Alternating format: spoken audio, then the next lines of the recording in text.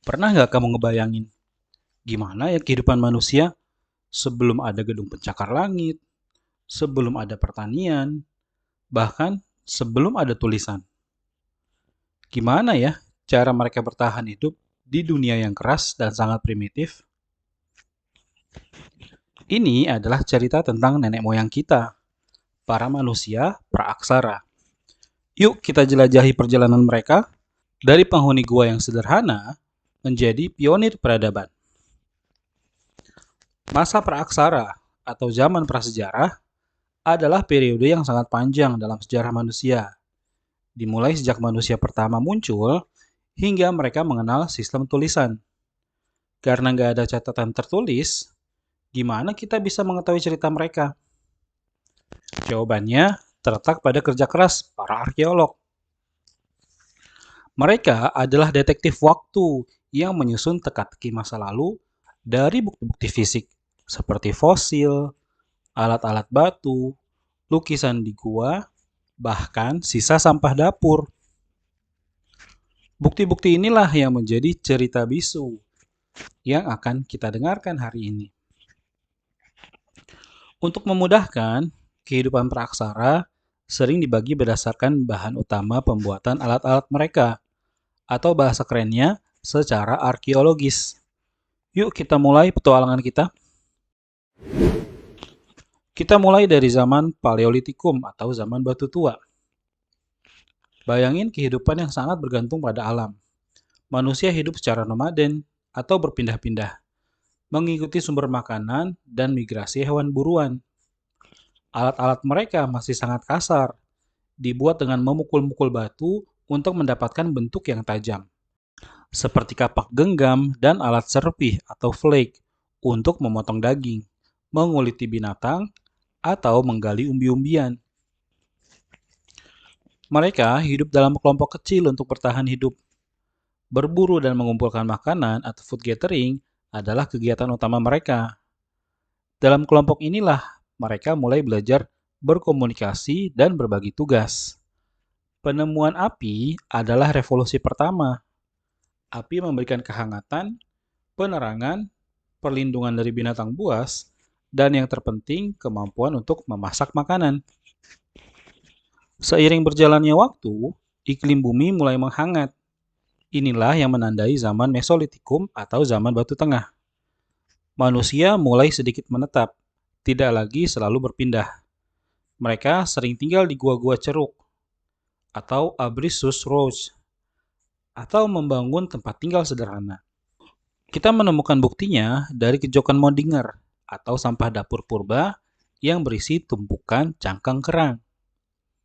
Alat-alat mereka mulai lebih halus dan spesialisasi, seperti mata panah untuk berburu. Lukisan di dinding gua juga mulai muncul, seringkali berupa cap tangan yang mungkin sebagai bentuk ekspresi diri atau ritual. Lalu datanglah sebuah revolusi yang mengubah segalanya. Zaman Neolitikum atau zaman Batu Muda. Inilah momen paling penting dalam sejarah manusia. Manusia menemukan cara bertani dan beternak. Bayangin, dari yang sebelumnya cuma ngambil dari alam atau food gathering, sekarang mereka belajar menghasilkan makanan sendiri atau food producing. Mereka menanam padi, gandum, dan memelihara kambing, domba, atau sapi. Dampaknya sampai sekarang luar biasa. Karena bercocok tanam membutuhkan waktu, mereka akhirnya hidup menetap atau sedenter. Lahirlah perkampungan permanen. Mereka membangun rumah panggung untuk menghindari binatang buas. Untuk menyimpan hasil panen, mereka membuat tembikar dari tanah liat. Dengan surplus makanan, muncullah sistem barter atau tukar-menukar barang. Kehidupan sosial menjadi lebih kompleks. Alat-alat batu mereka sudah diupam atau diasah hingga halus. Dua peninggalan yang paling terkenal adalah kapak persegi untuk pekerjaan kayu dan pertanian, dan kapak lonjong. Dengan hidup menetap dan bercocok tanam, kepercayaan masyarakat praaksara juga berkembang. Ini terwujud dalam zaman Megalitikum, zaman di mana mereka mendirikan bangunan-bangunan dari batu besar. Zaman ini tumpang tindih dengan Neolitikum dan zaman logam. Peninggalannya masih bisa kita lihat hingga sekarang. Menhir adalah tugu batu yang digunakan sebagai tempat pemujaan. Dolmen adalah meja batu untuk meletakkan sesaji.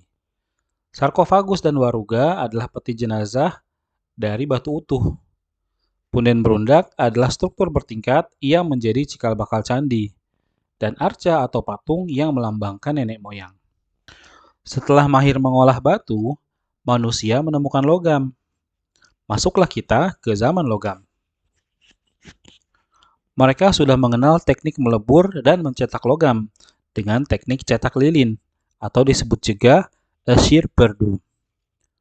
Peninggalan yang terkenal antara lain Nakara, yaitu genderang upacara dari perunggu yang besar dan dihiasi motif indah. Lalu ada kapak corong yang fungsinya mungkin sebagai alat upacara dan simbol status sosial.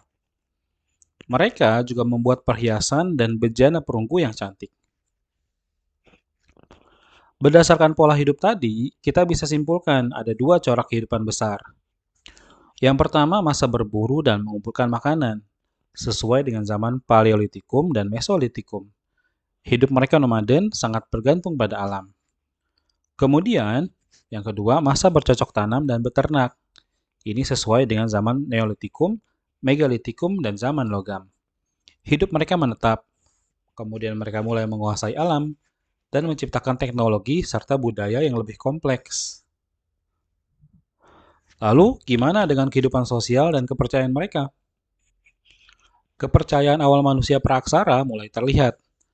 Mereka sudah mengenal konsep animisme dan dinamisme. Peninggalan dari zaman Megalitikum seperti menhir, dolmen, dan punden berundak adalah bukti nyata praktik kepercayaan mereka.